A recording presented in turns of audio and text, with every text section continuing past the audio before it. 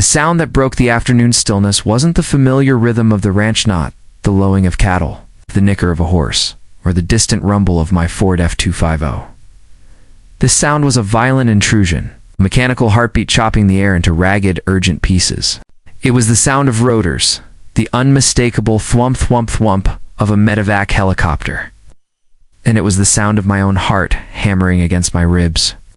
Because when you hear that sound over the sprawling, isolated expanse of the rocking K ranch, it means one thing: someone is desperately close to dying. That someone was Marcus, a man whose gnarled hands knew the soul of every horse on my property and whose loyalty was as solid as the granite that formed the ranch's western border. He'd been with my family since before I was born, working first for my grandfather, then my father, and now me. Wasn't an employee, he was bedrock. And at that moment, he was lying in the dust of the main corral, his leg bent at an angle. That defied nature, his face a pale, sweat-sheened mask of agony. A young bull, spooked by a lightning strike from a freak summer storm, had turned on him. One moment Marcus was the master of his domain. The next, he was a fragile bundle of broken bones. The 911 dispatcher had been clear. Given our remote location, and the severity of the injuries, a compound fracture, and possible internal bleeding, a ground ambulance would take too long. The helicopter was our only real shot.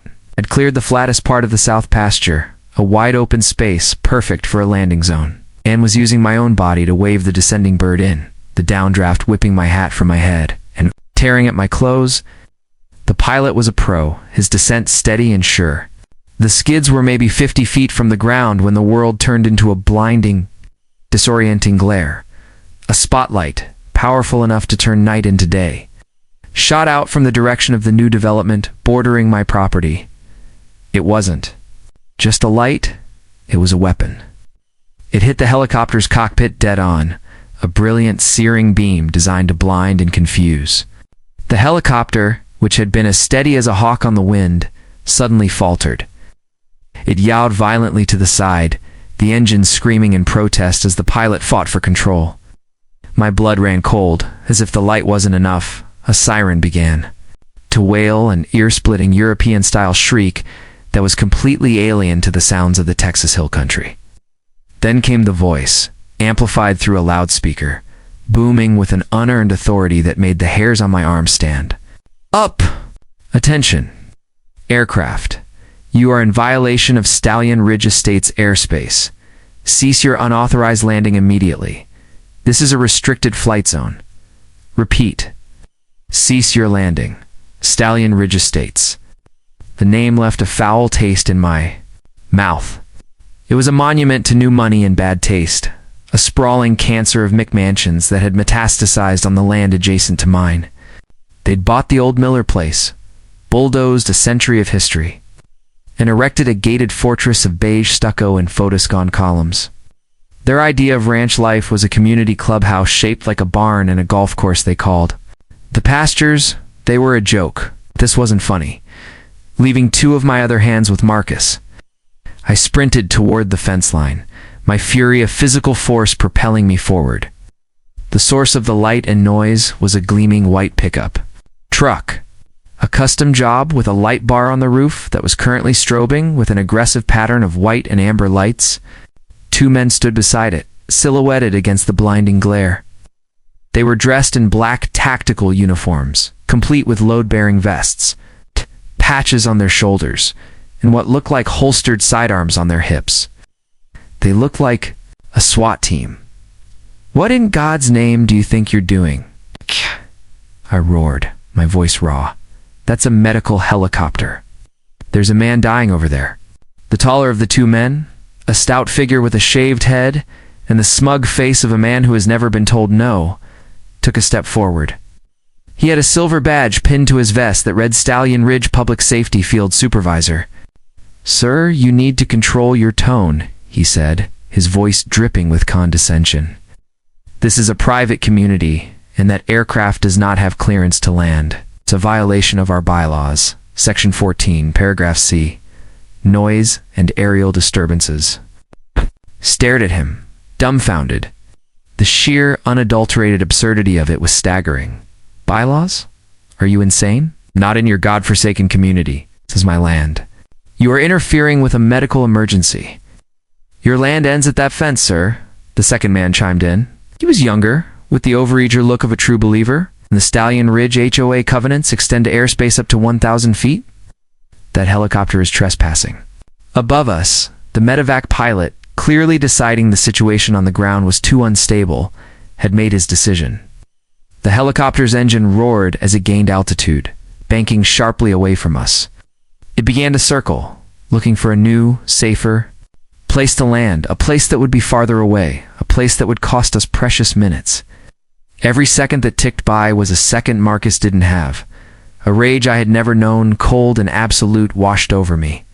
I took a step toward the fence, my hands clenched into fists. You turn off that light and that siren right now, or I swear to God I will pull you through this barbed wire myself. The supervisor actually chuckled, a low, arrogant sound. He put a hand on the butt of his holstered weapon. It wasn't a real firearm, I could see now. It was a taser, but it was holstered in a way that was meant to intimidate. That would be assault, sir. And we are authorized to use force to protect the peace and tranquility of our community. The peace and tranquility? I was screaming now, all pretense of control gone.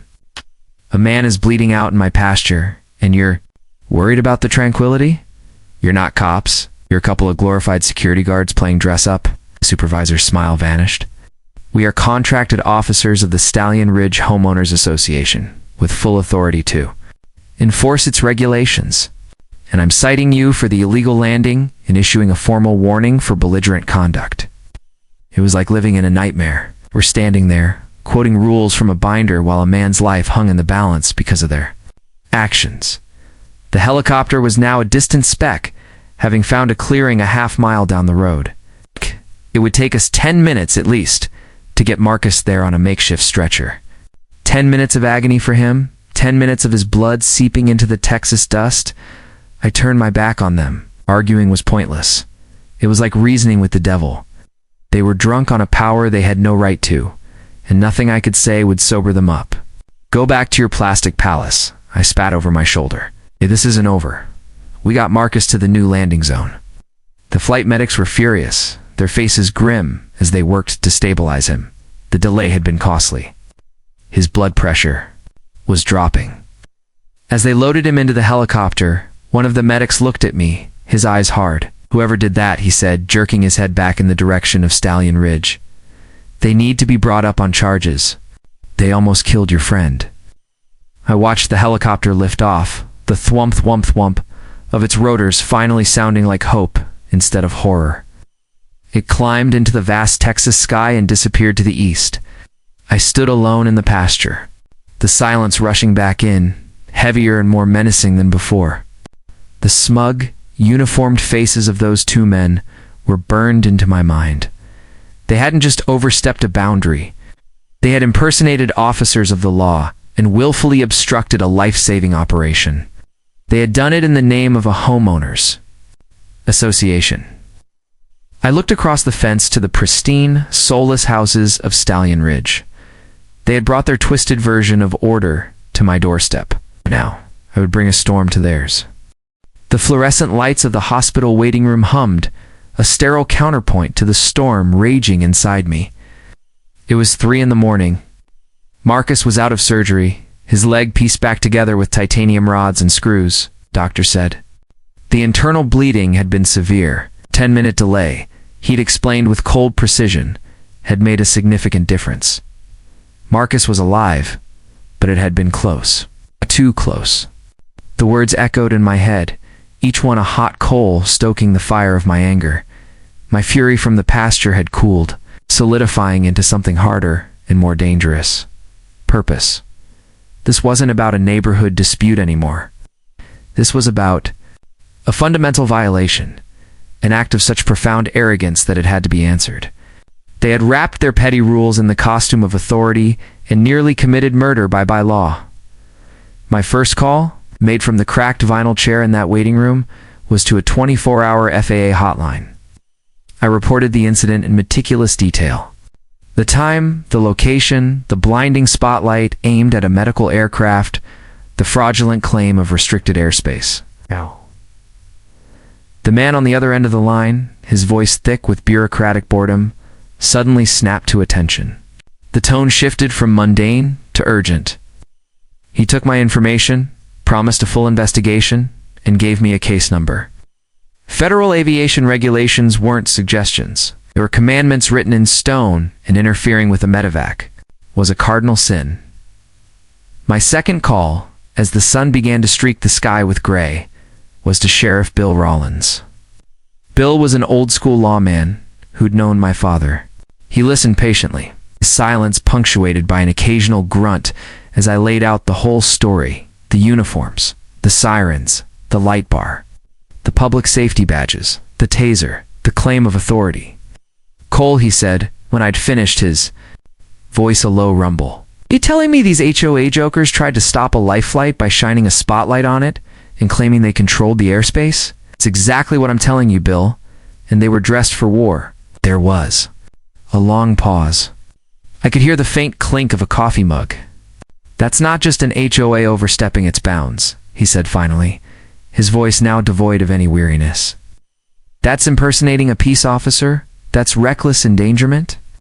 Hell, depending on what the FAA says, that could be a federal crime. I want you to come in and give a formal statement. We're opening a criminal investigation today." The word criminal was a vindication. This wasn't a civil matter to be handled with lawyers and lawsuits, though that would come later. This was an act that belonged in handcuffs. I spent the next day doing my own digging, while my lawyer, a sharp-tongued woman named Clara, began drafting a lawsuit that she gleefully described as biblical in scope. The name at the center of Stallion Ridge was Alistair Finch. He was a tech billionaire who'd cashed out of Silicon Valley and moved to Texas to create his own private utopia. His online footprint was a nauseating mix of self-help guru and authoritarian ideologue. He wrote blog posts about curated living and the pursuit of communal perfection. He saw his HOA not as a neighborhood association, but as a sovereign entity, and he was its king. The Stallion Ridge Public Safety Force was his creation, his Praetorian Guard. I found their security contractor license online. It was a basic Level 2 license, the kind mall cops have, allowing them to be an observer and reporter. It absolutely did not grant them the authority to operate a vehicle with emergency lights, use sirens, or carry themselves as law enforcement. The uniforms, the tactical gear, the whole charade was a carefully constructed illusion of power. Designed to intimidate residents and outsiders into compliance, whispers started to find me. A plumber who had done work in Stallion Ridge called me after his wife saw my post on the county social media page. He told me about the HQ, a mansion Finch had converted into a command center for his security force. He'd seen a dispatch room with multiple monitors showing camera feeds from all over the community. He'd been issued a contractor violation and a $500 fine for parking his van with the wheels an inch on the grass. Another call came from a woman who had briefly lived there. She spoke in a hushed, fearful voice about the constant surveillance, the public safety patrols that would follow her if she drove 2 miles over the 25 mph speed limit. She said they had a detention room in the HQ, where they would hold people for bylaw infractions until the actual sheriff's deputies could arrive. Practice that sounded terrifyingly close to kidnapping. Finch had created a private police state, funded by exorbitant HOA dues. Armed with this new information, I went to the sheriff's station. Bill Rollins listened, his expression growing grimmer with every word. He cross-referenced the state licensing for the security company and confirmed they were operating far outside their legal authority. The vehicle modifications, the sirens, all of it was illegal. Impersonating an officer was a felony. The FAA had already been in touch with him. Their investigator was flying in from Dallas. The next 2 days were a blur of legal meetings and statements. The HOA, through Finch, issued a public statement. It was a masterpiece of arrogant deflection. They claimed their public safety officers were acting to ensure the tranquility of the community, and that the helicopter was an unidentified and potentially hostile aircraft. They doubled down, formally issuing a trespass warning to the medevac company in sending me a certified letter with a $5,000 fine for endangering the community with an unauthorized landing. It was a declaration of war. They felt they were untouchable, insulated by Finch's money and a labyrinth of HOA regulations. They believed their private kingdom was exempt from the laws that governed the rest of us. On the third night, Sheriff Rollins called me at the ranch. His voice was different. It was tight-coiled, the voice of a man about to unleash hell. "Cole, we're done investigating," he said, without preamble. "The DA just signed the warrant. We've got them on felony impersonation, aggravated assault. With a deadly weapon, the spotlight counts and a dozen other state charges. The FAA is filing their own federal charges. This isn't a slap on the wrist. This is the whole damn arm of the law." I stood on my porch looking across the darkness toward the manicured lights of Stallion Ridge. I could hear the faint hum of its self-satisfied perfection.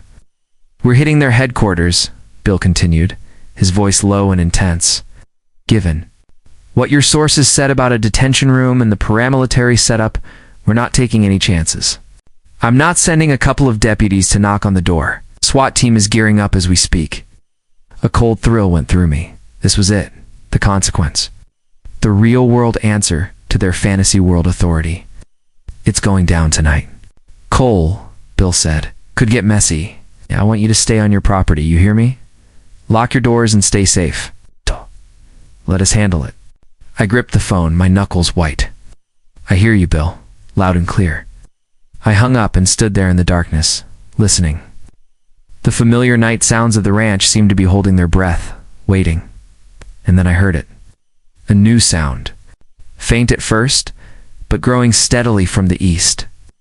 It wasn't the sound of rotors this time. It was the sound of sirens, a lot of them. A wave of righteous fury was about to crash over the pristine shores of Stallion Ridge Estates. The storm had arrived.